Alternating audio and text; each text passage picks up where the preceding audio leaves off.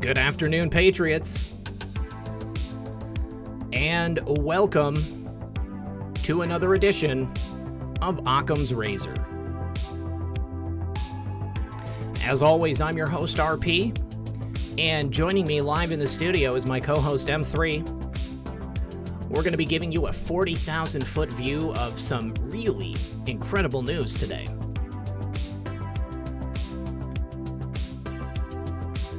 Hope you guys are having a lovely afternoon. I see Patriots from all over the globe here already. We're going to kick on a little bit of slow mode. Do me a favor, guys. Don't forget to like and share this broadcast. Give a quick thank you to all of the mods for keeping the chat comfy.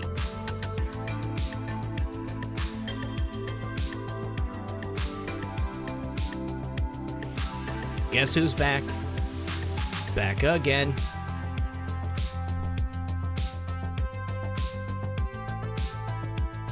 You won't see me yet, Mike. This is how we do it on this show.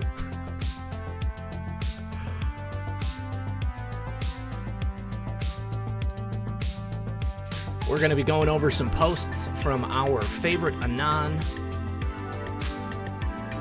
We've got plenty of news to go over.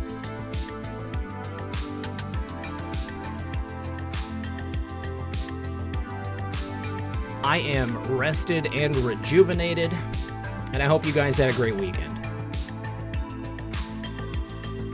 All right, everyone, please do sit back, relax, grab your popcorn, and we'll be right back after a brief word from our sponsor. Have you found yourself grazing at the fridge a lot more than usual these last couple of months? Well, if so, you're certainly not alone, and as a result, you could see your weight creeping up a bit too. If you want to take back control of your health and your weight, this message is going to be very important for you. I'm fairly sure that if you've even walked into a health food store or flipped on the television, you've no doubt heard about the ketogenic diet, or simply keto. It's one of the most popular diet trends on Earth right now. Keto Elevate is specifically designed to help quickly and efficiently raise your ketone levels so you can reap the benefits of the keto diet lifestyle without all the restrictions. Right now, it's the perfect time to focus on your health, and Keto Elevate is ready to help. We know your health is paramount, and during these trying times, we've got a very special offer in place. You can get your very first shipment of Keto Elevate on its way to your home right now and get a whopping 51% off plus free shipping in the US.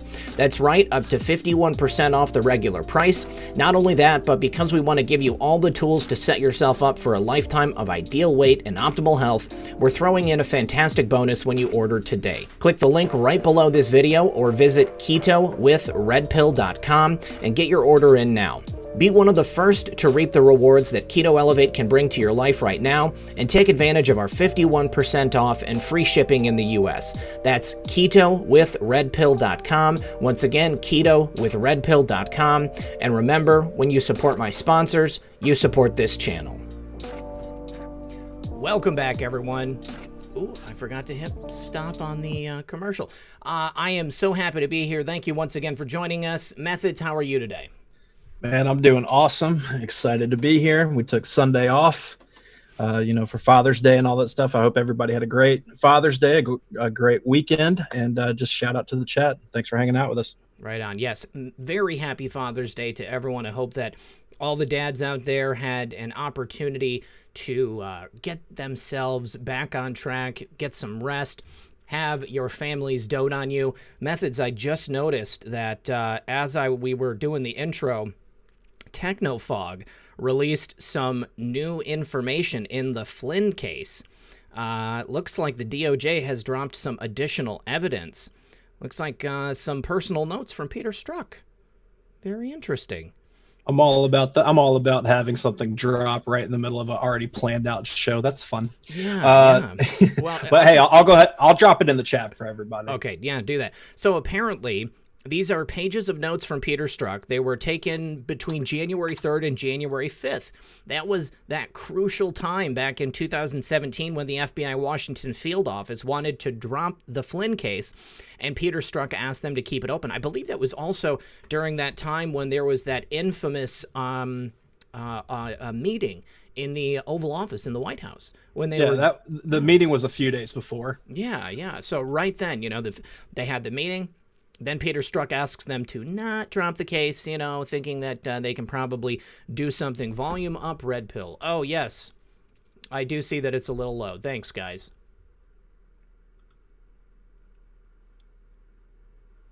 Almost there.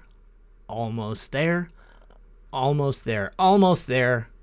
And I think that should probably do it. All right, guys. How's the volume now? Hopefully that should be much better. That's generally where I have it. All right. So, Methods, what did you do this weekend, man? How did you spend the days off that you had? I just really spent a lot of time just chilling out, with all this crazy stuff going on and having a rare Sunday off or a comfy Sunday. I figured I'd just relax, kind of just unplug from all this mess. Cause it is heated, having a timeline on Twitter that's a bunch of, violent clips and people raging out and arguments and all that stuff. I was like, you know what? I'm just going to be like Office Space and just not care for a few days and just relax. I'll put out 2 cents here or there on Twitter, but it's been good. I think we all need to do that at times, regardless of what's going on. But like you had your weekend and stuff and you came back all energized, we all need to do that. I'm just excited to get back into things. Yeah, I can totally agree with you there. It seems like there is a massive number of people who seem to be having some type of mental breakdowns across the Twitter sphere. This emotional segment of history that we are finding ourselves in, I think it's taking a real toll on a lot of different people. And I would take the same advice and give it to other people. Go ahead and unplug every now and then, because if you find yourself just completely, enveloped in all of this horrible information, it can really start to affect you. And if you allow it to affect you, then it's going to start affecting your relationships. So give yourselves some time off every now and then. Go ahead and turn it off. Turn off your phone. Turn off your notifications like I do. It honestly did wonders for my psyche. And, I'm also not a person who checks my analytics. I know that there are a lot of people in this type of world who are just obsessed with their analytics. And if they fall below a certain point or they're not getting, what they think they should be, then, that kind of, it messes with their heads. So, in my mind, I came here for one reason. Because I wanted to save the country. I wanted to help the president and further the mission. And I don't say that, with a big head or anything. I had no idea that we were going to achieve what we've achieved. And I didn't do this to be the #1 show in my segment or the most important person in, this field. I did it because I wanted to support the president. I thought that I had something to offer, and I wanted to share that with the world. And to be here is such a blessing. And I think that everyone who has an opportunity to use their voice to help the president, to save our country, and to push this movement forward rather than backward is blessed. And I think that's something we should never lose sight of. I've seen some things recently that have really just bothered me on an existential level. Ego should never be a part of this in my mind, but I know that that's not possible for everyone. I know that some people are going to get caught up in that. And, if it happens, if you find yourself, moving towards that, then, just take a step back and remind yourself, what are we doing here? What is the mission? Because the mission is not to get clicks. The mission is not to get likes. The mission is to spread the truth, to open people's minds, and to help people understand the true nature of our world. And if it becomes something else, then I think people need to take a step back. And I also think that if you find yourself getting angry by what you're seeing on Twitter or disturbed, then that is an excellent time to take a step back too. With the last couple of weeks, all the negative stuff, all the rage bait that I've seen people putting out, I understand it. There's a double standard. We want to overcome that. But there is a point at which it becomes all-encompassing, and you cannot allow yourself to fall into that trap, because then, you're no better than the swamp.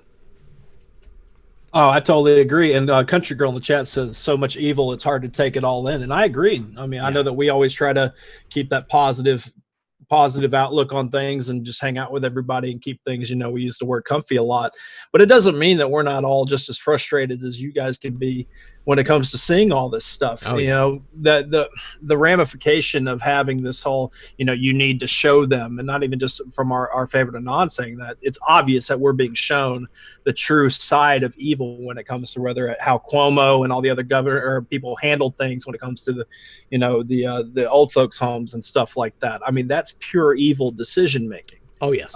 And that is very hard to look at, because if you try to be a genuine person, if you try to have a good heart, if you try to be a patriot, a Christian, everything like that, then you're looking at everything you were told to avoid and be against, essentially. And it's been our job to expose these things, but you're kind of exposing yourself to it.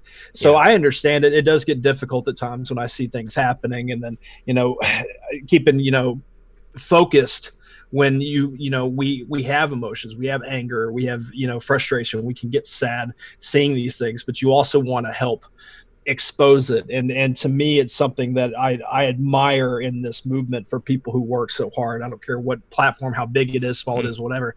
I admire the fact that people still fight through it when you're looking at things that otherwise you would not even want to consider or look at or fathom. And so hats off to everybody that's been fighting, especially during, this is the hardest time, right? Yeah. I mean, I remember during the impeachment hearings and stuff like that, how angry we were getting at what they were doing to our president. And none of us saw this. I mean, we saw something like this coming. We could all assume it. But I mean, to go through what we're seeing now, I mean, I'm seeing in my Twitter feed people being executed in videos. I personally don't want to see it. Could have done without it. It's burned in my memory, but it is what it is. And that's the reality of stuff, of what can happen if we don't keep fighting. So take it as that's what we're up against. And if it's that bad, and we're going to get into, obviously, with the title of the show about the censorship on social media and stuff, you're kind of seeing what the other side is at the very least condoning through censorship, because those things are kind of allowed to be out there. Yeah. Why, to me, getting on social media, having execution videos, that to me is just like, how is this even allowed to be on, right? Oh, yeah, it absolutely blows my mind. And to the point about censorship as well, this is something I've talked about over the weekend, people within our own movement trying to censor each other, for having dissenting points of view, or for having a different perspective on something that happened, or people passing judgment on other people and calling them out for perceived injustices or the perceived wrong opinions. If everybody here has not seen my interview with Neon Revolt from Saturday, I highly recommend you watch it. I streamed the rally. I did the live reactions to it. And then at 1 hour and 56 minutes in, my interview with Neon Revolt starts. And, I've talked about this before. When we are just nameless, faceless avatars online, it becomes very easy to dehumanize someone and to go after them because, you feel like they're in the wrong, or maybe you feel empowered by dragging them down. And I want people to always remember that there is a person on the other side of that account. Okay. And we can never know what these people are going through in their real life. What you see on Twitter or, whatever they put out on social media is a very small sliver of their entire life. You see more of me because I put my face and myself out there. I tell you about myself and what's going on in my life, and I am who you see right here. This is me. So, maybe it's a little different, but, people are still jerks, and I want you guys to watch the interview because, Neon and I had a really heartfelt conversation about, everything that's been happening and, his own personal doubts. And I think that, by having that conversation, my reaching out to Neon, it allowed him to see things from a different perspective. I think that we would be naive to imagine that just because our favorite Anon says trust the plan, that all of us are going to explicitly trust that plan 100% of the time, 24 hours a day, 7 days a week. I think that everybody is going to have a moment where they question themselves and they question where it's going because it's so difficult. When you look at people tearing the country apart, when you look at what the Dems in Congress have been trying to do to the president, I mean, some people, a lot of people, get to a point where they're like, what in the holy HE double hockey sticks is going on? How can they allow this to happen? Or they look at the stuff with the nursing homes and they say, how in the world did it get to that point?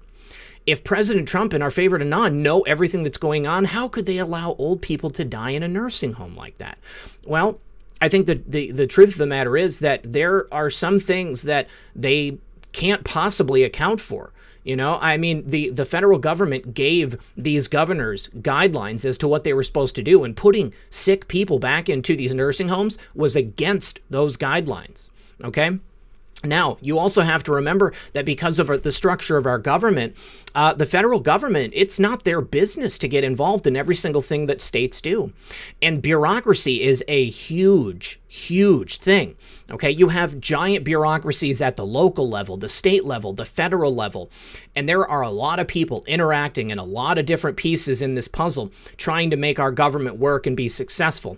And for what they did, it's terrible. There were so many people who lost their lives only as a result of what these governors did. And that makes people angry. Okay. And somebody like Neon, you know, I mean, he had a moment of doubt and he verbalized it.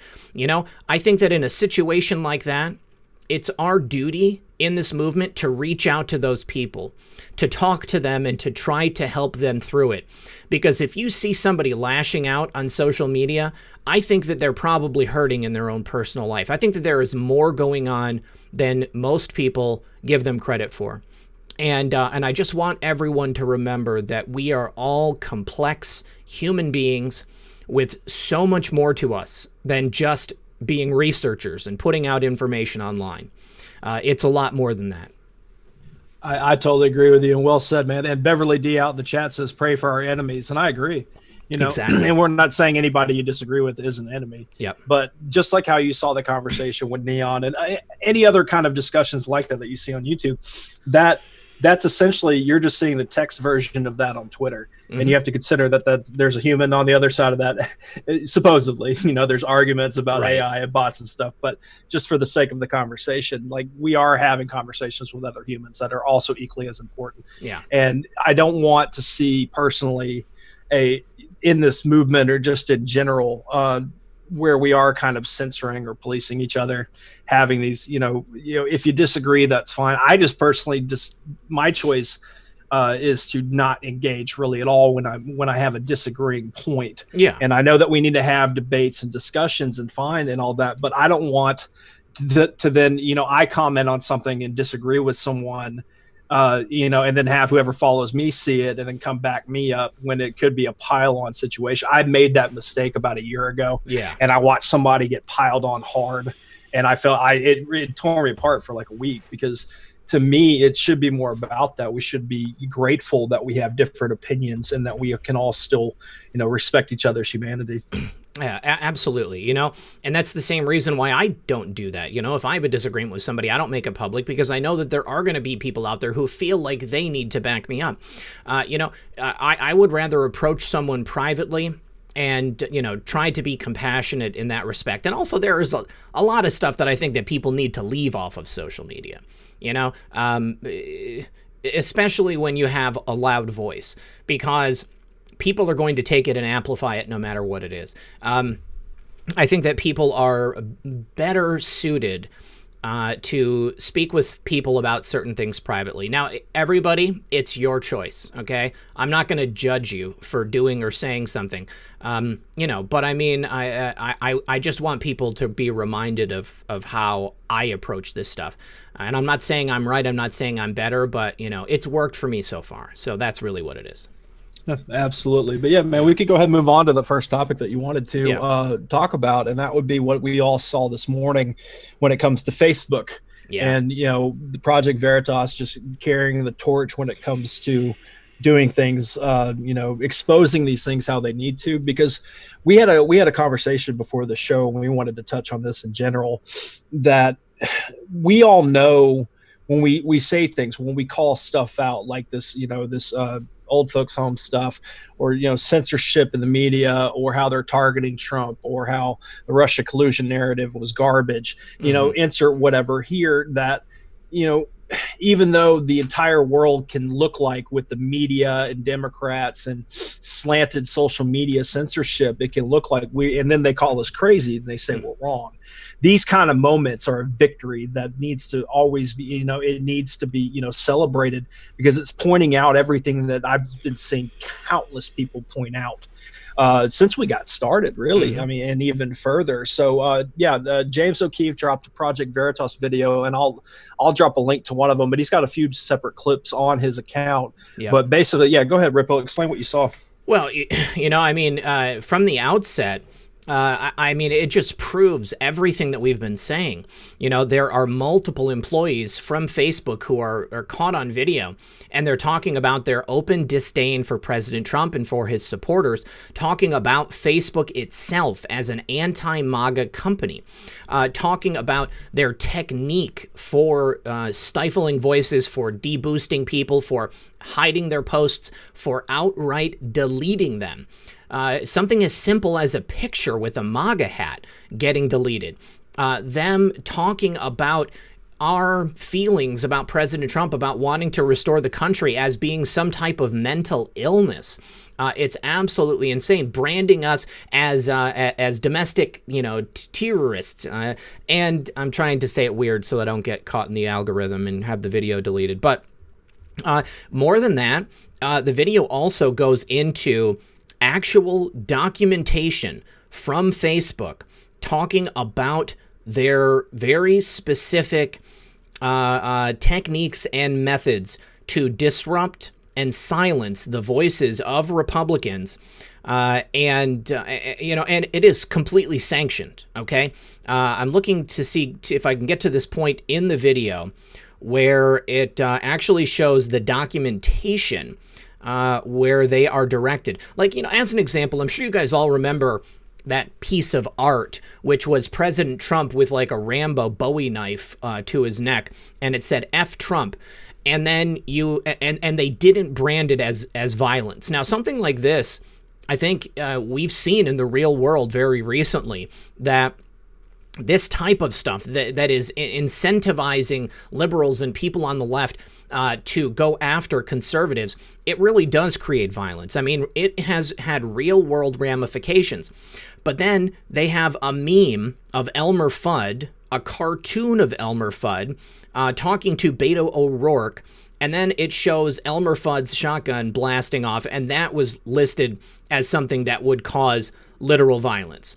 Absolutely insane. They don't know the difference between memes and I guess, actual incitements to violence. But they have emails directing them to go after people like us for having our own opinions, for supporting the president. And what's most important about it is all of this is proof positive that Mark Zuckerberg lied to Congress. Okay, he lied under oath when he said that there was no direct targeting of conservatives or of supporters of the president. That has been absolutely destroyed. That narrative has gone down the drain like the swamp. And Mark Zuckerberg has now opened himself up to a criminal referral. And I want you guys to pay attention, because I think in the very near future, we're going to see at least a couple of people in Congress making noise about this. And the fact that Mark Zuckerberg openly lied, he is going to be in a lot of trouble. And I think that this now opens the door to re-questioning the testimony of previous Silicon Valley bigwigs like Sundar Pichai from Google. I totally agree, and I see a lot of people in the chat, and I actually learned from the chat that we have another post. We'll jump straight into those posts after this, because no telling how many more are going to drop, and don't want to let it all get away from us. But no, I agree with you entirely. Like it's so blatantly obvious that even if your family disagrees with you, just because you're a Trump supporter, they don't want to listen. If they have all these facts in front of them and they, are by themselves and give it a moment to read, they can't deny it because we deal with it so much, the censorship just in general. And, I feel kind of weird talking about that stuff when I have an account that's been built up like it has, but I even notice it in some tweets that I do. You can tell when it's like not being shadow banned and then when it is being shadow banned. And then I also get a lot of comments about how they're not getting notifications from me or they can't watch the video that I put out. Right. But I also see even more coming from any other account having that same kind of problem. So it is going to have to be dealt with. I agree with everyone. I mean, we're all talking about it, but of course it's where's the action? And I do believe that there's literally going to have to be some kind of action. And because it's blatantly obvious that we have social media that is, voting for the Democrat Party, essentially.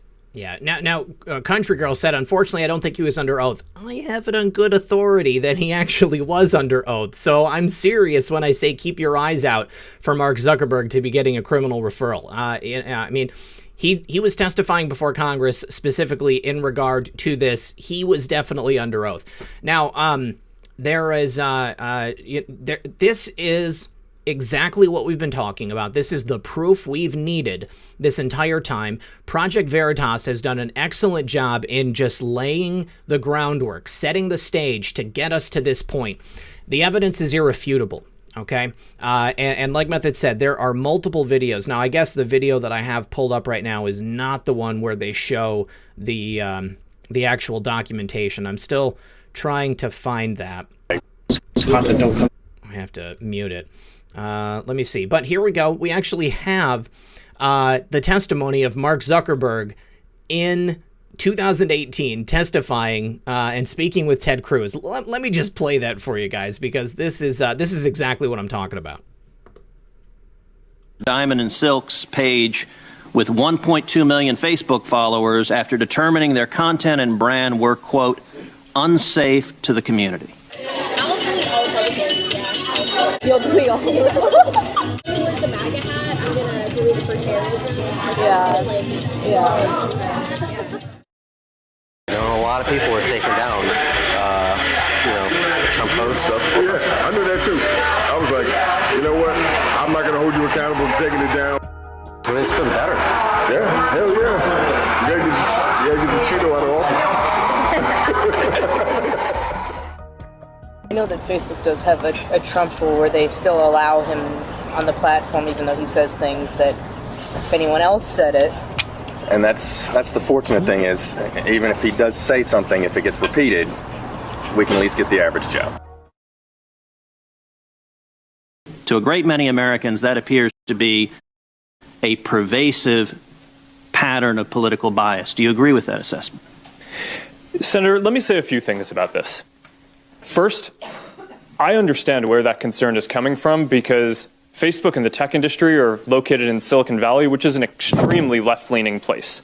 And this is actually a concern that I have and that I try to root out at the company is making sure that we don't have any bias. How many of you are they take your own stance and say we're just deleting whatever all the Trump posts? Probably like 16 of us. And you guys, like, you just delete everyone? Yeah. So you deleted just hashtag MAGA? Yeah. Like the post gone? It's common sense. And I think it is a fair concern that that people would at least wonder about.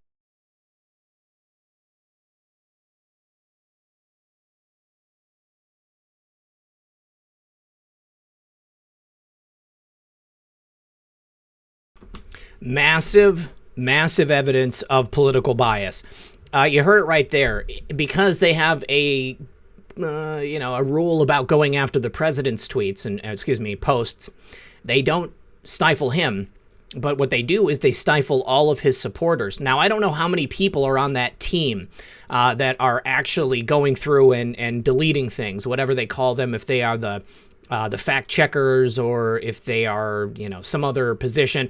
But that's exactly what they're doing. They are working to slow down the momentum of President Trump. We just saw it very recently when they deleted his political ads from the platform. This is the evidence we need. Mark Zuckerberg was under oath. This guy is in a lot of trouble, and so is the rest of Silicon Valley. Yeah, and as they should. And it's something like when I watch videos like that, I know a lot of people, especially ones listening now, do the same thing. We're not all quote unquote body language experts or, we have those that we respect, but watching how casual and how comfortable they are and speaking we censor them. If I see a MAGA hat, I think they're they say all these things, and it's so just to them, it's just like, just like saying the sky's blue. So it does bother me a bunch to see people like that, but it helps you understand what you're dealing with here is that they truly believe this. Yep. It's not a matter of, they were told, some of these people might be told to do it to keep their jobs. There's been that argument. But when you see them on video and they're saying it and they're in their quote unquote natural habitat, that it is something like that. It's a mess. They're doing it of their own accord. This is based on their own personal political bias, and they are happy to do it.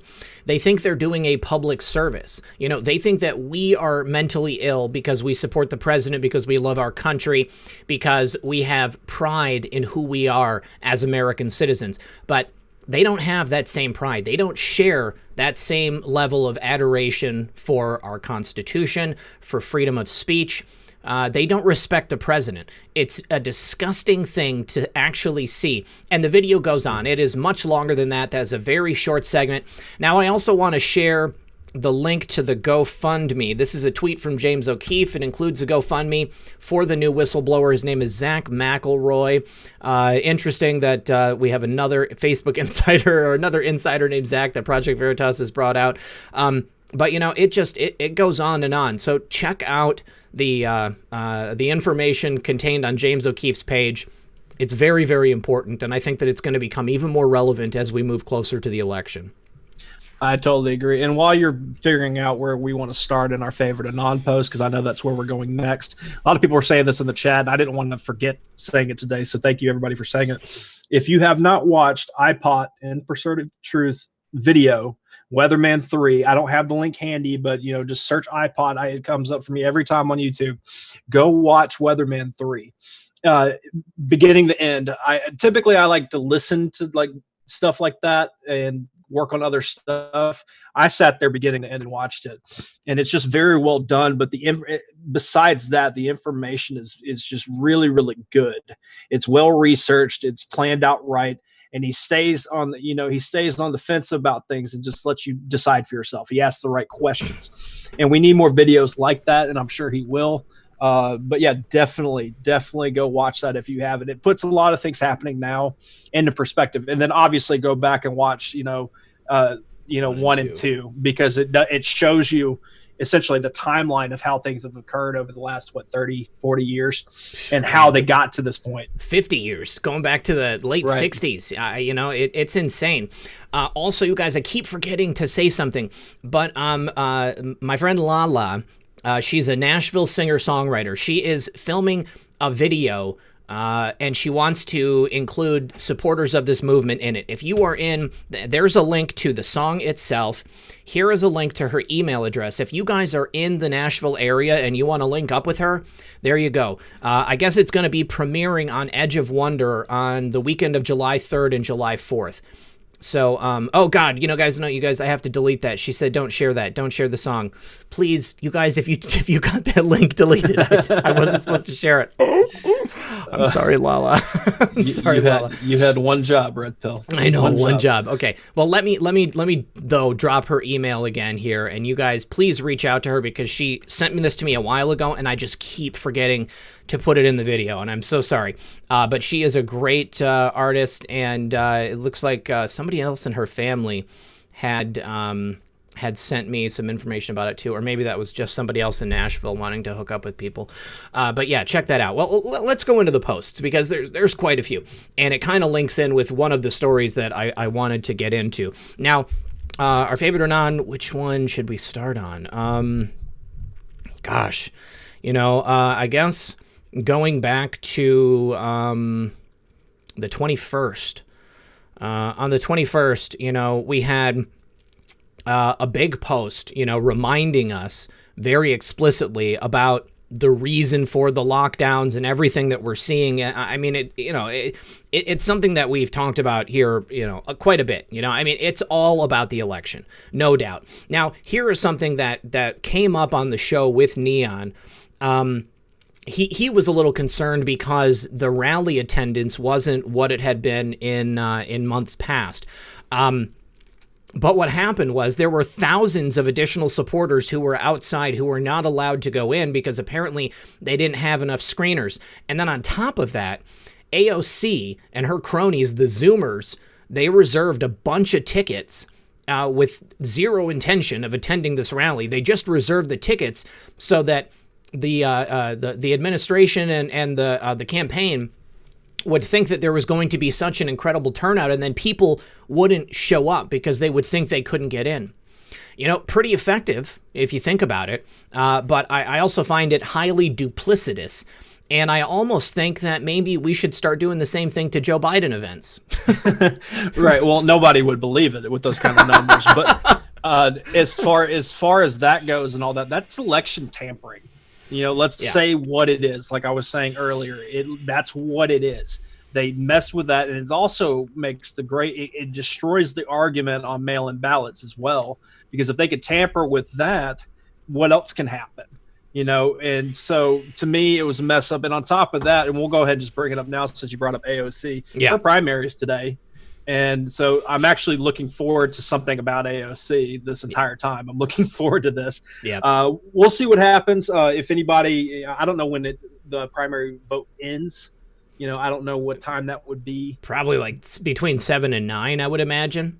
Right. So, yeah, we'll be on the lookout for that because she was I was reading an article earlier. She's the 6th, as in, you know, after 5, 6th most spent money. She spent $6 million as of 2 weeks ago. Yeah. Or 20 days ago, excuse me. The most spent on a campaign for the House for this cycle. So to me, I'm very interested. I'm also interested in where that money came from, but that's another conversation for another day. Okay, yeah. So I wish that Lala would have given me like a Twitter profile or something to send people to as well. But the point of the importance of AOC's primary battle today is, I believe, that it's going to show whether or not the country largely, and most importantly, her district, has swung back a little bit to the right. Because the woman that's running against her, that's her primary challenger, is thoroughly a moderate, like far to the right of AOC. So to see the people of Brooklyn, isn't it Brooklyn? You know, that segment of New York, whether or not they're going to vote her out and bring in somebody else, that is going to be very, very important. I mean, I think that she gets to finish her term if the primary challenger is the one that, you know, gets voted in. But then, you know, there's obviously going to have to be the final election between whoever the Democrat is and the Republican. But I'm pretty sure she gets to finish out her terms. There's a lot of damage that she could do in the meantime. She could cause a lot of, strife. But the Bronx. Okay, thank you, the Bronx. But, this is going to be a litmus test for the rest of the country because, you know, there was a moderate that was in there, really a do-nothing Democrat for a very long time. And she was, brought in on a giant blue wave, or really a red wave because she's a communist. But, it was an important time because people showed that they wanted something different. And, now that I believe Republicans by and large understand the severity of the importance of this upcoming election, I'm hoping that a lot of people are going to turn out. And I really do hope that she gets bumped off the ticket and they have somebody else in there because I wouldn't be surprised if, the Democrats in Congress or the House of Representatives really would fare better with somebody else in there besides AOC. She's done nothing but trouble for them. You know, she's been a big headache for them. Right. When you do it so bad, there's a plausible argument that she's secretly working for white hats. Mm-hmm. And I try to not go down those roads too much, but, this is Occam's razor. We like to talk about all that we really can. Mm-hmm. When it's like that, then personally to me, I just think that she was just the planned, useful idiot. They knew she would do what they wanted her to do. I mean, I had heard things that they had done a contest to be who was going to be all this stuff. But yeah, let's go ahead and hop up Red Pill to post 4490, because specifically because it's our buddy Space Shot. Yeah, his first Q post. Right, yeah, and everybody, and I know I brought it up on Twitter, and I'll say it again because it's fun. Like, we've listened to him for a while, and he's just like, yep, he's just not, I'm not ever going to get tagged. It's Never. not going to happen. Never. You know, I would get it underhandedly when it would happen to me from him, and it's all in fun and games. But as soon as I saw that, I didn't even watch what it was before I made a comment to him, you know, on a couple different platforms, because I know he's on vacation. But yeah, happy for you, Mike. Really excited for you. It's really, really cool. But yeah, that video was great. I'm glad that it got highlighted. I honestly didn't even see it just because I was off this weekend too. So I'm going to go ahead and play it here. No, sir. Let it simmer for a little while. Let people see what radical left Democrats will do to our country.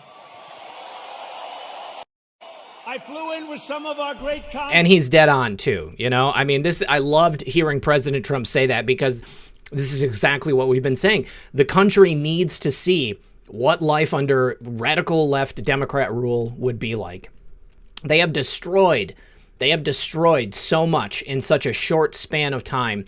And this is why I think the pendulum is going to swing back to the right. So great job, Mike. I'm so happy you got cued, buddy. You really deserve it. 100%. All right. So, you know, and then our favorite Anon just goes in, you know, talking about everything that's happening. MSDNC calling it peaceful, the summer of love. I just want to say today we've got a 4th shooting victim in the CHOP. You know, the reality is, though, there's murder, violence, destruction, anarchy, lawlessness. People are now awake to the truth because seeing is believing. The age of social media killed their ability to fully control. You can't censor the world. You are the majority. We are the majority. And it's a wonderful thing to see. Now, I also find it very funny that they started segregating. Like, that was the idea. Yes, I can't believe that either. All right, so now the next post is another post from Robbie Starbuck, and this is actually very heartwarming, okay?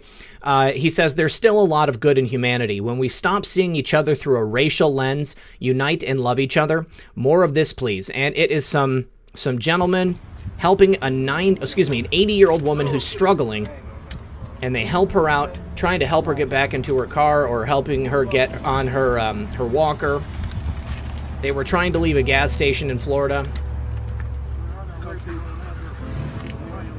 Take it easy, yo.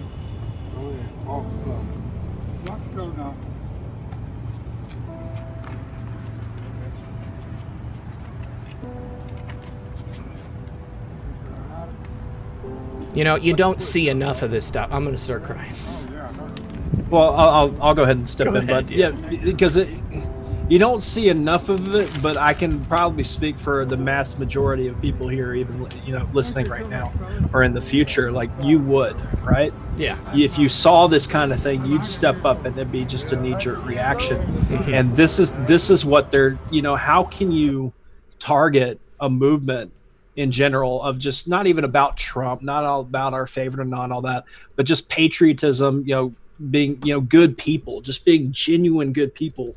If that's, you know, the foundation of, you know, MAGA or whatever, then the targeting of it should just show you how much they hate and don't want this world to be like that. Yeah. I know we can, you know, agree that big government and control and just, you know, putting laws on us and using them against other stuff, it's not good, right? We could take care of each other, but that you can't take that argument to the extreme and then say, okay, we don't need cops. We'll police ourselves, you know, because I guarantee you a lot of people saying those things wouldn't have done what you just saw in that video.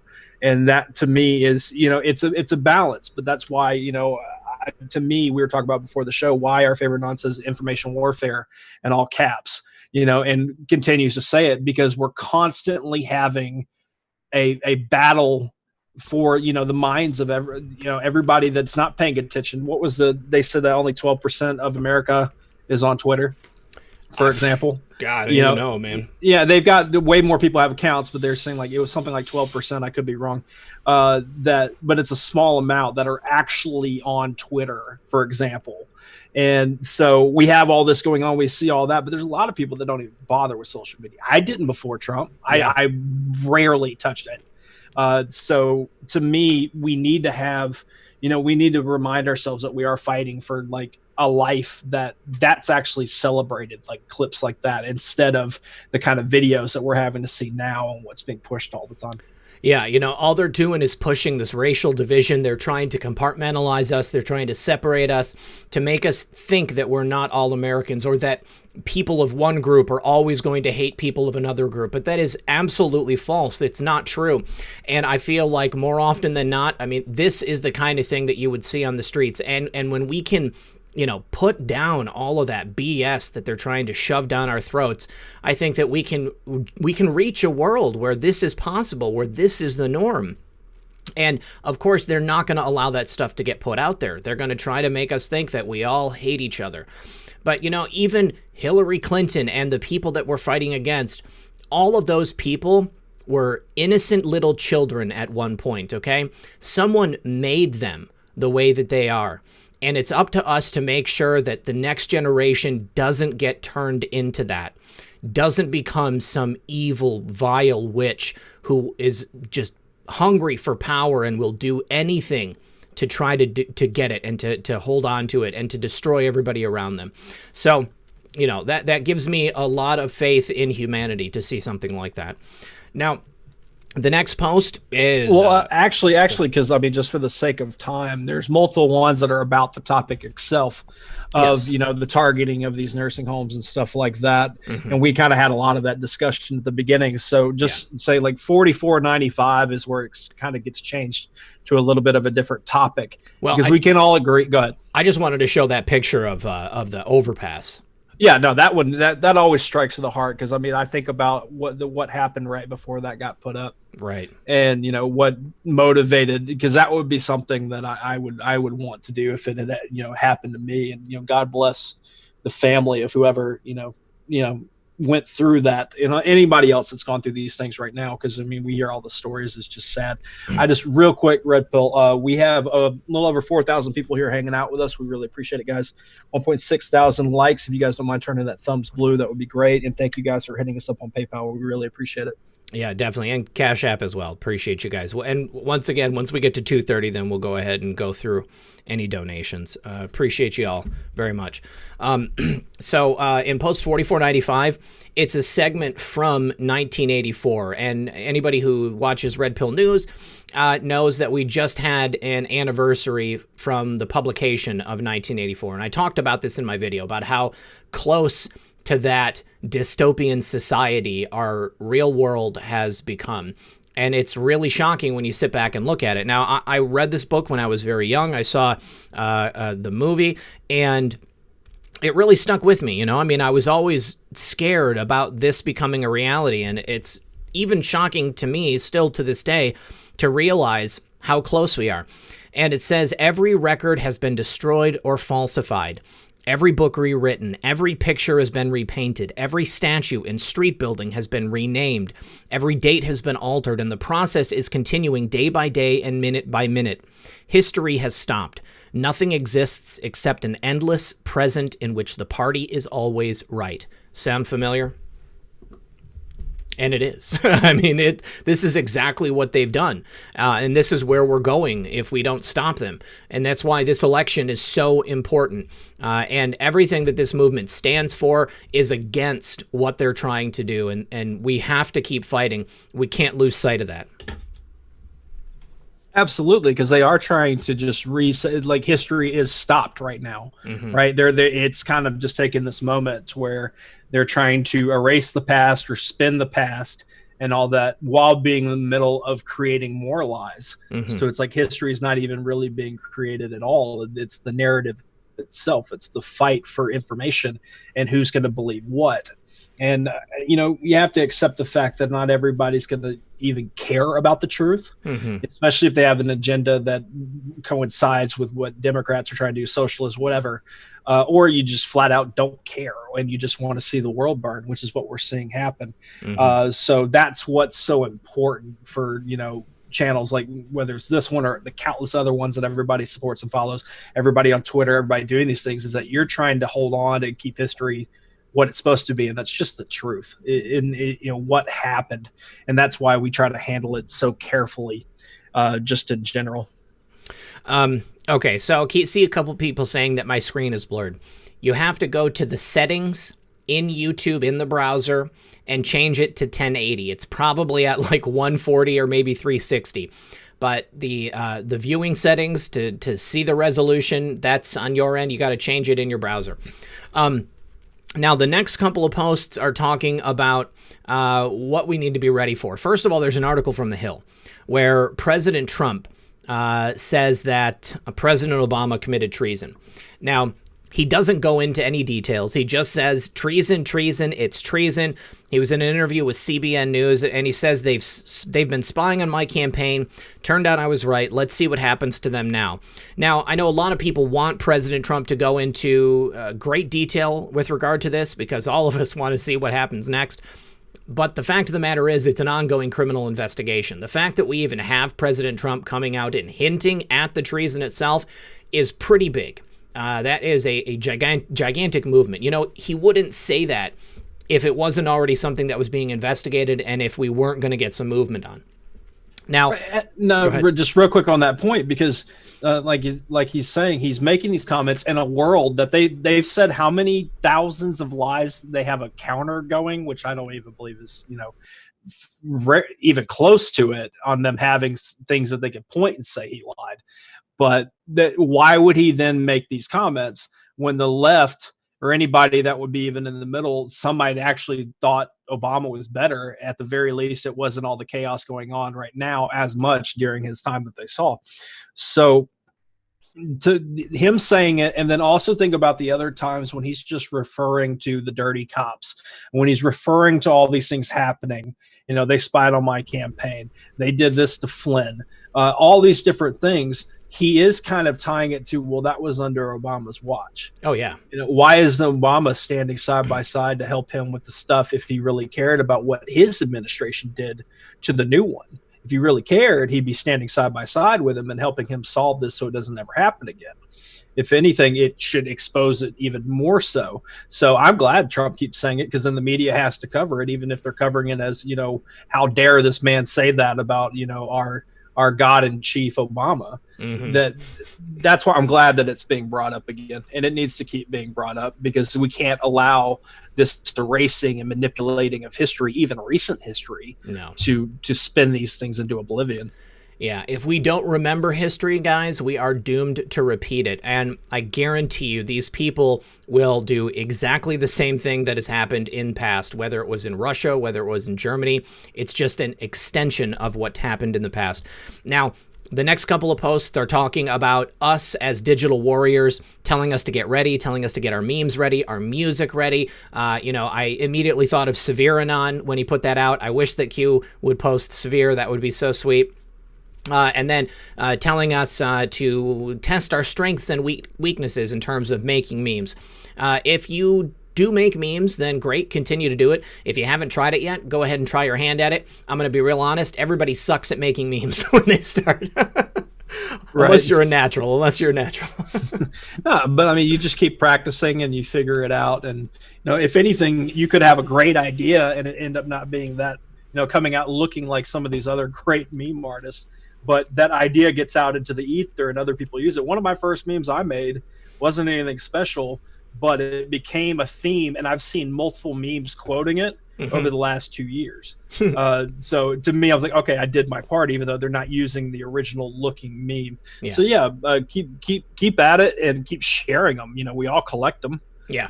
That's one thing about this movement, is that we're never short on memes, and they get cranked out. I saw somebody say it last night when this got brought up about the target practice on working on this, the whole old folks home thing going on with the virus and them being put in there, how quickly the memes were being cranked out that I had never seen before. And that's the beauty of this. And then seeing them quickly spread everywhere. It's really, really great. Yeah, it's awesome. And then next post, information warfare. That's what we're in the midst of. We have to do our part. And then post 4500 is a YouTube video. Methods, you want to cue this up for us? Right. Well, it's a long video, but basically they're having this while all this is going on here in America. You know, look here, not there. In Ukraine, they're full blown investigating what's happened with the Bidens, what's going on in corruption in general. They're basically having, a investigation that's going to have a reckoning because they have the right people in place doing these things. And I haven't watched it. Obviously, this dropped right before our show. Didn't have an hour and 15 minutes or however long it is to watch it.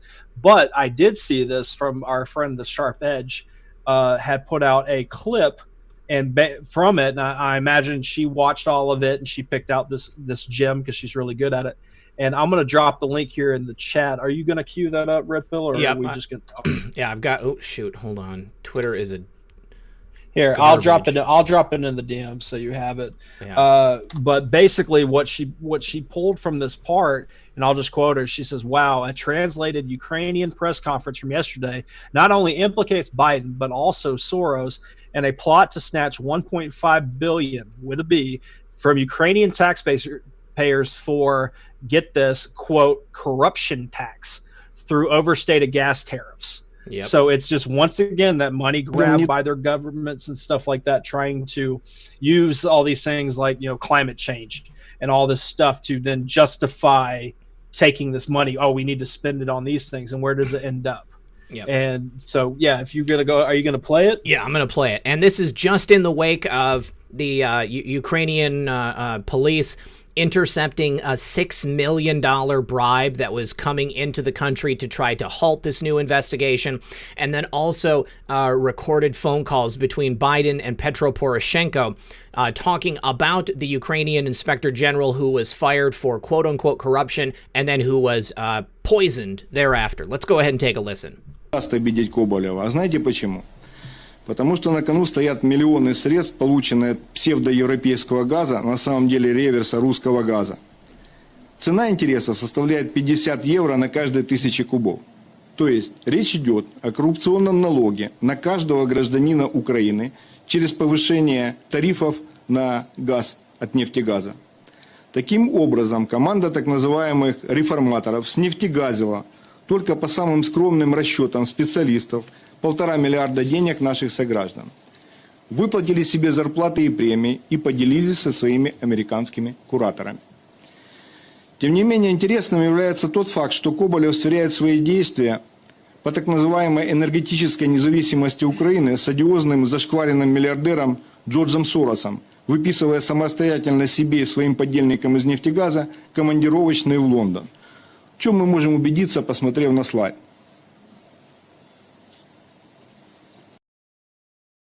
So not only was it a scheme to steal $1.5 billion, they actually stole it, and they have the receipts implicating both Biden and Soros. This is a big, big deal.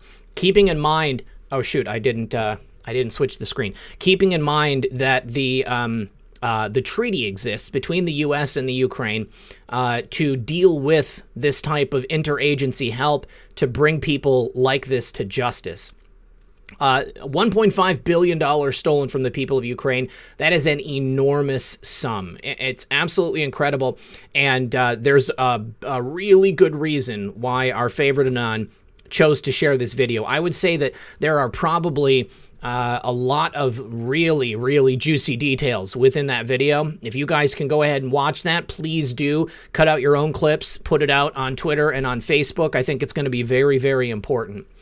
Now, right, and the next video that we have is a funny video, but I want to make sure, since we're on this topic, we go ahead and jump to the next one, because we were already going to talk about this today. Yeah. And it's the fired New York prosecutor that recently happened. Berman. So we know I have all this story. You could see the left freak out because he was being fired, and the new person they're trying to tie up in the Senate and all that stuff. Well, there's a direct correlation in these things that our favorite Anon is pointing to in post 4502. And so I'm going to drop the link in the chat for you guys. Just saying, like, there is a timing of all these things. And what I got from this post, Red Pill, saying that timing of video release and that we just watched a clip from, and Berman termination, says coincidence, quote, "You cannot attack your political opponent. The doubters will soon be believers, years in the making." That years in the making point lets you know, like, there's an understanding of how certain things have to play out at certain times. Yep. And the fact that the Southern District of New York is a bottleneck for a lot of the investigations that we've all been asking. Why is nothing happening? Mm-hmm. Why are they not doing all these things? It's because it bottlenecked through there, just like how we had the information with Dan Coates and the bottlenecking through the DNI. And you saw how quickly when we got Grinnell, which also they just announced recently, side note, that Trump said it, that he's going to give him a high-level position offer to Grinnell here in the near future. So we're excited about that. I say FBI director, but we'll leave it there. But then having, you know, as soon as Ratcliffe and Grinnell got in, think about how quickly information came out. That's the same kind of thing that I think is going to happen when we get this other guy in place. But there's so many different investigations that are tied to there. I can't even think of them all off the top of my head. Yeah, so this is really, really huge. I'm going to go into that stuff in depth tonight at 6 p.m. on Red Pill News. So make sure you guys tune in because this is a major turning point, in my opinion. And like Method said, things must play out in a certain way. These guys have been queuing this stuff up for a long time, and they knew exactly how they needed to play it. You know, somebody in the chat said maybe Biden first arrest. Man, it's looking more likely as far as I'm concerned. But George Soros is still top of the list as far as I'm concerned. So we'll see what happens with that. Now that we're into the last half hour, I just want to go ahead and give a couple of quick thank yous. This is also from over the weekend. Grace Jackson Anon, thank you. Gino, he said, praying for Neon. And doubt is natural. Faith overcomes it. Thank you very much, Gino. Steven, thank you very much for that. David, he says, keep up the good work. Also, we had Mary from yesterday, my buddy Andrew. Also, Bruce Wayne, he says, for a great show with Neon, God bless you all. And then also Gino from today, he says, for another stellar show, bro. So thank you very much, all of you guys, for those. We really appreciate it. And I have to get to PayPal in just a second here, but there was also a thread that I did yesterday that I wanted to touch on. There's a guy named Steve Bing. He is a big-time Hollywood producer, and he jumped off a building in Hollywood, and he's a multimillionaire. Guy's got everything he could possibly want. Now, I was being tongue-in-cheek when I did the thread, and I said, why would a guy who has everything he wants jump off a building? And somebody took offense to it, saying that I didn't know anything about suicide. Well, you know, nobody has the market cornered on misery. I think a lot of people have considered what life would be like for other people if they weren't here. So that's not the case. I was making a reference actually to the Clintons because Steve Bing is a major donor to the Clinton Foundation, donated between $10 and $25 million, actually had a deal with Bill Clinton specifically to be a personal advisor to him. He paid Clinton $2.5 million a year so that he could act as Bill Clinton's personal advisor. What's even more shocking is that Steve Bing, do you guys remember when Bill Clinton took the plane to North Korea to set those two American journalists free? It was Laura Ling and Eunice Lee, I believe her name was. They are two Asian American journalists. Yeah, Eunice Lee and Laura Ling. Steve Bing paid for that trip for Bill Clinton and some people to go over to North Korea to go pick up those ladies. Now, you might remember them because they came up as an attachment in one of Hillary Clinton's former campaign manager's emails. Back in 2015, they were sitting there with a little girl eating a piece of pizza. And, there was a lot of questions about them as a result of that. Now, I have had somebody else contact me in relation to this, suicide Clinton body count type thing, and saying that it's very possible that Steve Bing was under investigation by a grand jury. And, so I'm kind of speculating here, either he was, helped off that building, let's say, or perhaps he knew that he was under investigation and he went ahead and just did that because he knew what was coming up. Now, somebody else on Twitter sent me or replied to my thread, and I will drop this thread into the chat so you guys can take a look at it. I've been dropping it a bunch. Oh, you have? Okay, cool. Thanks, man. But they said that Bing was also tied to flights to Jeffrey's Pedo Island. I haven't had time to further research this after I posted it last night. I was trying to take time off, but when I saw this, I knew that it was going to be, massive. It was important, if not only for his connection to Bill Clinton. So we're going to go ahead and continue to dive into this and see what else we can find. Let me see. So Clay says, you're talking about Bill Clinton started using his presidency to make a loose type of auction between advisors on his board of advisors. Yeah. I mean, definitely. He's one of the people who Bill Clinton was just essentially, getting millions of dollars from so that, they could have a friendship. Kind of sleazy there. Looks like Ron Jeremy's trending in the United States. I don't know what that's about. Yeah, I'm really, really anxious to get to that one. But yeah, I saw your thread. I didn't see it till this morning and stuff. It's definitely curious, and I see a lot of people saying in the chat that he quote unquote jumped. Yeah, very well. He would have a lot of information because during all these times, that they would have been a lot more tongue in cheek with each other about plans, about corruption, about breaking the law. I'm sure a lot of them bragged to each other about it. So, whether he self-deleted, as Red Pill likes to say, or somebody helped him out with that, regardless of the situation. Regardless, it's completely suspect. Yeah, and you have to consider that there's got to be a lot of people out there right now that could very well speak on things, and I'm curious to see if we are going to start getting credible people that have been known in the media stuff to come out and start saying things when we get to a certain point. That'll be interesting. He's specifically tied with Robert Zemeckis, a big-time Hollywood producer who has made a lot of movies. Polar Express, connection to Tom Hanks there. Back to the Future, 1, 2, and 3. Do you guys know who Crispin Glover is? Crispin Glover played Marty McFly's dad in the original Back to the Future. And when he was on set, he had a problem with things that he saw having to do with children. He was blackballed from Hollywood after that first movie, and he actually won a suit against Zemeckis and the other producers of Back to the Future 2 because they took footage of him from Back to the Future 1, and then they actually used another actor and put prosthetics on him to make him look like Crispin Glover. But they never paid Crispin Glover for using his likeness or for using that other footage. So he had a lawsuit against them, and he won. Now, he put out this essay called What Is It? Let me see if I can find that, because it talks about, the producers on that movie. It talks about Steven Spielberg in particular. Now, because of the association with Robert Zemeckis, that also puts him in close proximity to Steven Spielberg. I think we all have heard some terrible things about Steven Spielberg, and if you haven't, just go do a little bit of research. But let me see if I can find this essay, because it is really shocking if for the reason that it was released a long time ago.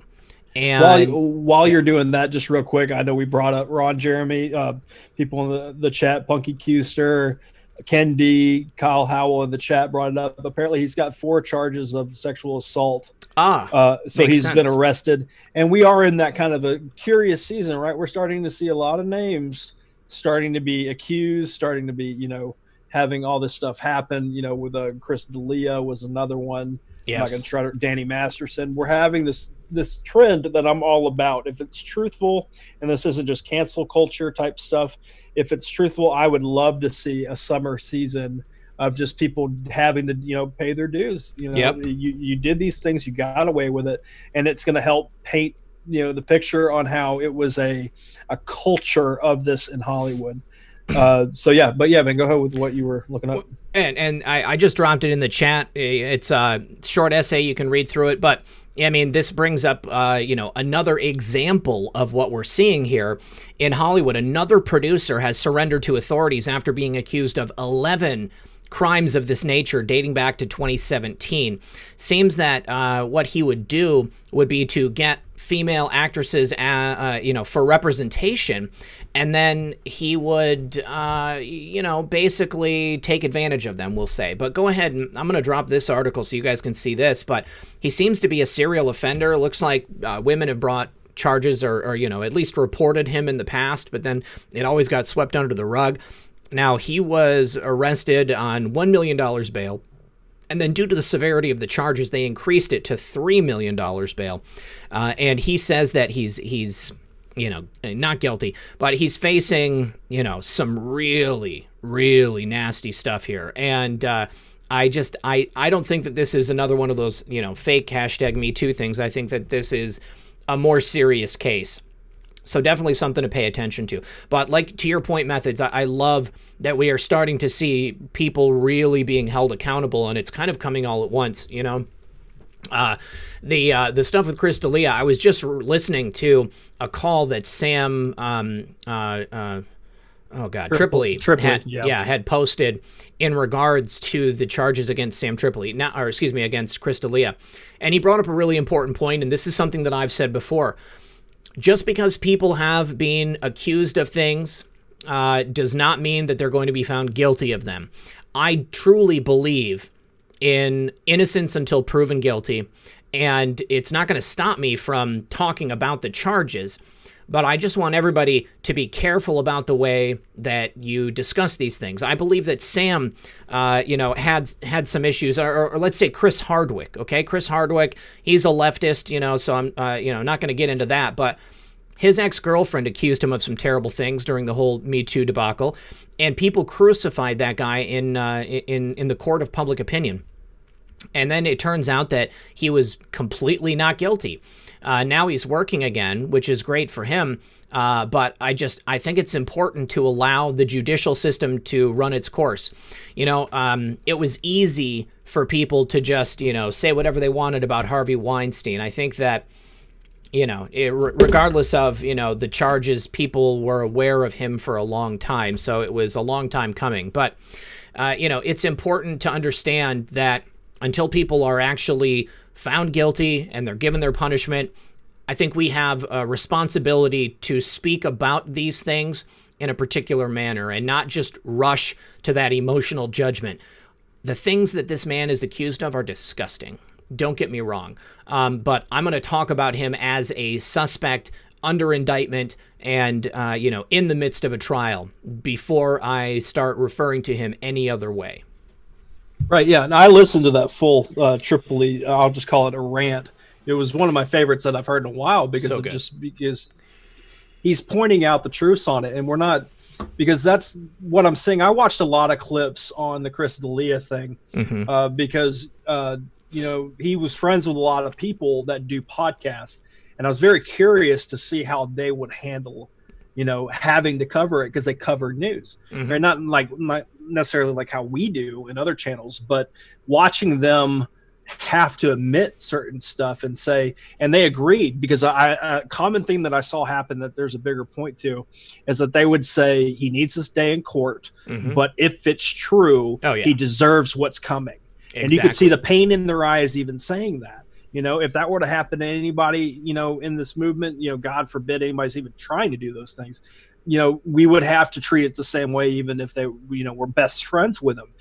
Give them their day in court. But it plays to a bigger picture here because Hollywood amplifies cancel culture. A few tweets from the past can take you down. Think about what happened with James Gunn and all that stuff, which is kind of justified. There's even more darker stuff on that rabbit hole.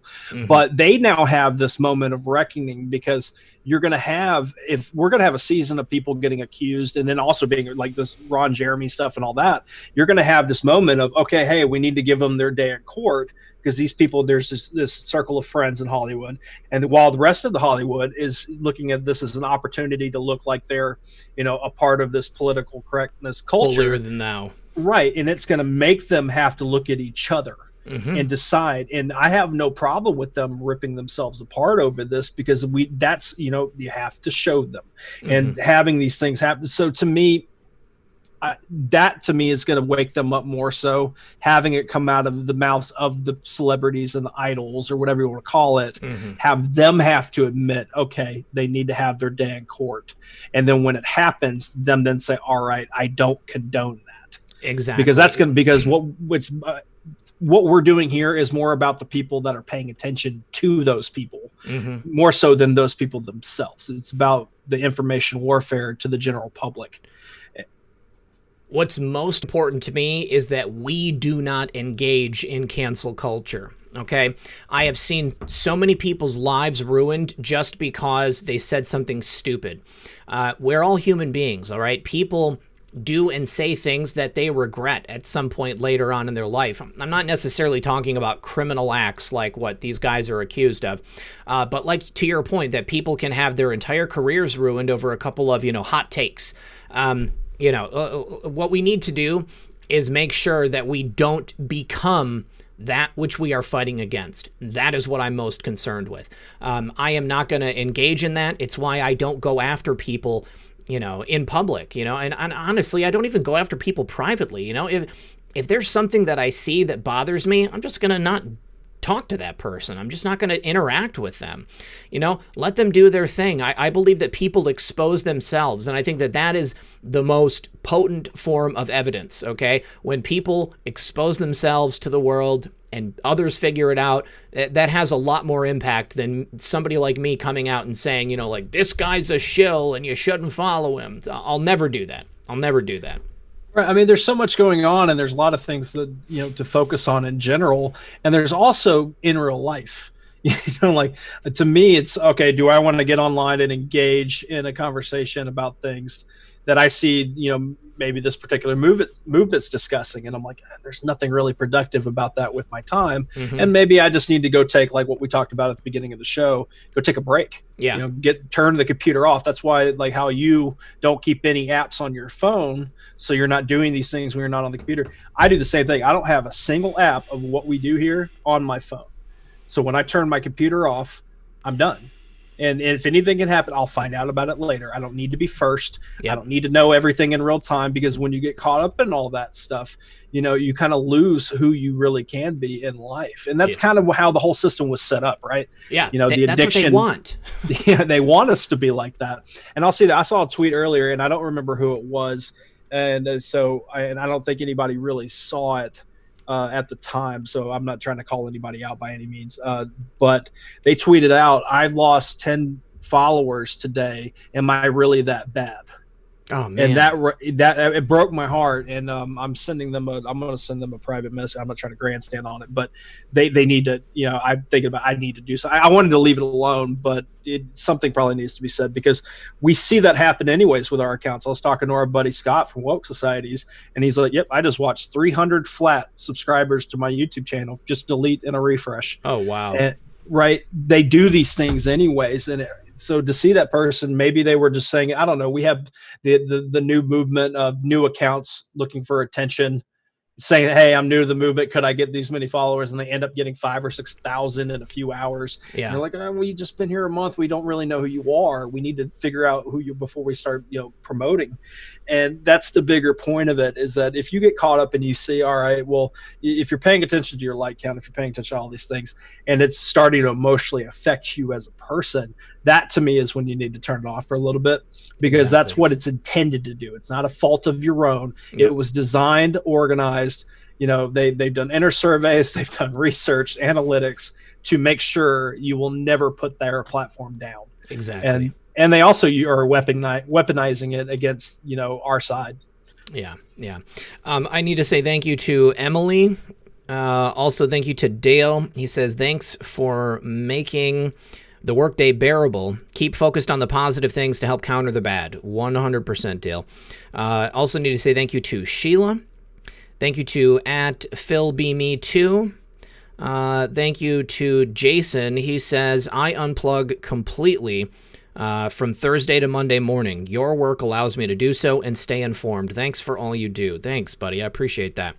Also, thank you to David. He says, just chipping in. Thank you to Jody. Jody has a question. She says, I wonder if the state of Illinois has Abraham Lincoln voting as a Democrat. Probably. They probably have somebody voting for him in the election. Also, Joe says, your episode with Neon was amazing. Just know myself and thousands of others truly appreciate you, Methods, and Neon. Godspeed, brother. Thank you for that, Joe. Appreciate that, buddy. Also, Shane says, don't use my full name. Don't worry, I won't. You need and deserve the support. And thank you. Happy Father's Day, he said. Appreciate that, buddy. Also, Ake, thank you very much for that, Ake. Then Margaret says, thank you for hanging in there for us. Thank you for not giving up. I appreciate that, Margaret, and don't worry, I definitely won't. It is my intention to be here for the duration. So if there's anybody that I missed, you guys, sorry, PayPal is not the best with making sure that I get all the notifications, and it kind of like pushes other ones off, and then I only see what's up at the top. But just know that anybody who has supported the show, either through PayPal or Cash App or Subscribestar or Patreon, I really, really appreciate it. And you guys are honestly what is keeping me afloat right now so that I can continue to bring the best possible content to you guys on a daily basis. So let me see. We did get another post. Let's go. Yeah, it just dropped. And once again, thank you, chat, for letting me know. I'm looking at all these different screens and stuff, and I just see, 5 or 6 new cues. So it's a link into a Toronto.City news article from 2016. I'm going to drop it in the chat for everybody while you're pulling it up, Red Pill. Yep. And it says, the BLM founder tweets about killing men and white folks. That's, talk about a hot take. The message, yeah, but men and white folks do not. That apparently is the message that the Toronto co-founder Yusra Kogali was trying to convey when she posted a controversial tweet on February 9th that surfaced Tuesday morning. She asks Allah for strength to not cuss or kill these white men and white folks out here today. I actually remember when that happened. Here is a screen grab. I bet you it does not exist any longer. Right. But that sounds a little racist, right? Oh, yeah. Am I wrong? Yeah, and she's a Marxist, too, as well. Go figure. Yeah. What about that? The other co-founder covered in gold, naked on the street. Yeah, I'm good without talking about that. But as far as after this link here, I'll just go ahead and read the post for you, Red Pill. It says, worth remembering what happens when, quote, racists are running a supposed, quote, anti-racist organization. Hatred, violence, destruction, murder, division pushed every election year, and then 4 years in the kill box. And then he asks why political advantage to one party over another. What if these never let go post-Civil War? What if they simply implemented a new form of control and then they have ownership in the kill box? Knowledge is power. Take ownership of yourself and then your life in the kill box. That's such a great point, right? Because this goes on a lot farther than the election. It's not it wasn't a quote unquote racist that was elected in that became the president, and they're just trying to fix all these things now. It's not a new thing going on. This whole control operation, they knew even back then how to go about things over time. And you could kind of see it play on and on and on, how they laid different things like the crime bill, in the 90s. And then you had things that Obama did during his time that's setting the stage for getting to this point. And it's always under the guise of using projection.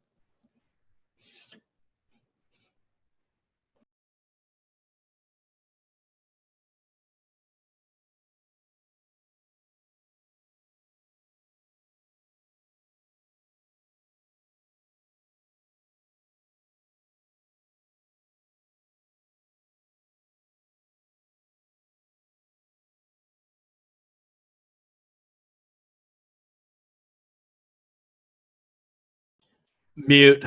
You almost made it to the end, bud. You're muted. Oh! You almost made it. Oh, man. I said the reason I continually bring up these subjects, guys, is because despite our apparent awareness and our deprogramming of each other, I still see people falling into these old tropes, these old patterns of behavior that the left has tried to enforce upon us and tried to put in place. Whether it's self-censorship, censorship of each other, tattling on each other, trying to, self-regulate and regulate our brothers and sisters. Let people speak. Let them have their own opinions, and I think that everything is going to come out in the wash. We do not want to become the people that they are trying to forge, okay? Because what they want are people who are compliant, people who are easy to control, and people who are addicted to that dopamine rush of social media. Whatever these people are doing right now, we are working so hard to fight against it, and we cannot become them. We must move beyond them. We are trying to forge a new society. We are trying to forge a new America, a return to the foundational values of what America was founded upon and who we should be as a nation. They have slowly chipped away at everything that we hold dear here in this country. And now we're at the point where they're thinking that they're going to grab total control. They're looking at that brass ring and they've got their hand outstretched, and they're very close. But luckily, we have President Trump, we have Q-Team, and we have people like Methods and I, and every single person in this chat. We are the digital warriors that General Flynn talked about, and this is, mark my words, information warfare. We are in the midst of a great battle, not only for the future of our country, but the future of our very souls themselves. So please, everyone, take my words to heart. You have every right, every God-given right to have your own opinion, but I hope that the things that I say, the things that Methods and I talk about have an impact, and they can help people to move forward into that bright new day that we're trying to create.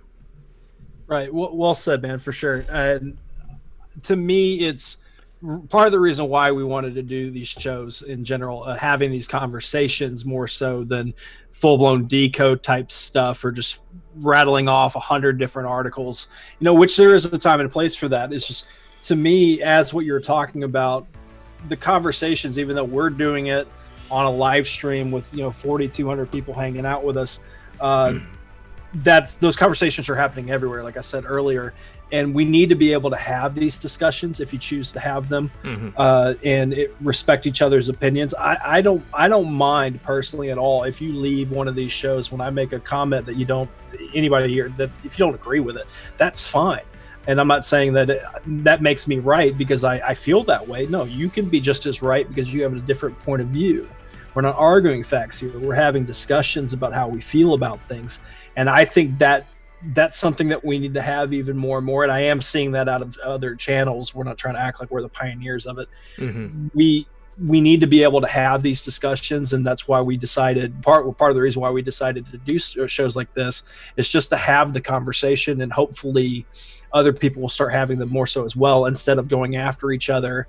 And it's not everybody, people do go after, there is kind of this whole thing that an idea will come up and people on our side and stuff will start arguing about a little bit. Everybody kind of chimes in. And that to me is a surefire sign that if you see me not tweet for a while, it's because I don't even want to see that stuff. It's just not my thing. That's my opinion. If you want to get engaged in it, that's fine. Just real quick, I know we have some people heading for the door. We really appreciate you guys hanging out with us. 2.4 thousand likes. You guys don't mind if you haven't clicked that like button on the way out the door. Also, don't forget that our buddy 412, and unless he wants to correct me, I believe he will have his regular show here in about an hour over on his channel. Just type in 412 and on, you'll find it. And we really appreciate it. We'll be back on Thursday. And do we also want to go ahead and announce who we have this weekend, or do you want to wait, bud? Oh, yeah. Mark Taylor's coming back on Sunday for Comfy Sunday, you guys. That's going to be an awesome, awesome treat. Mark is just an incredible patriot. I believe that he truly is speaking directly from God. So be here on Sunday. He's going to be there in the second hour. And I would just want to say once more, thank you to all the mods. Thank you to everybody who has liked the show. Thank you to everybody who has directly supported the show. We appreciate it more than you can possibly know. And of course, make sure that you're here at 6 p.m. for Red Pill News. Also, If you haven't yet, you guys, subscribe to my backup channels. I'm going to start trying to do streams, impromptu streams from those backup channels. And we are now at the end of the program, you guys. I love you all. Thank you to everybody for being here. We will talk to you very soon. Much love, everybody.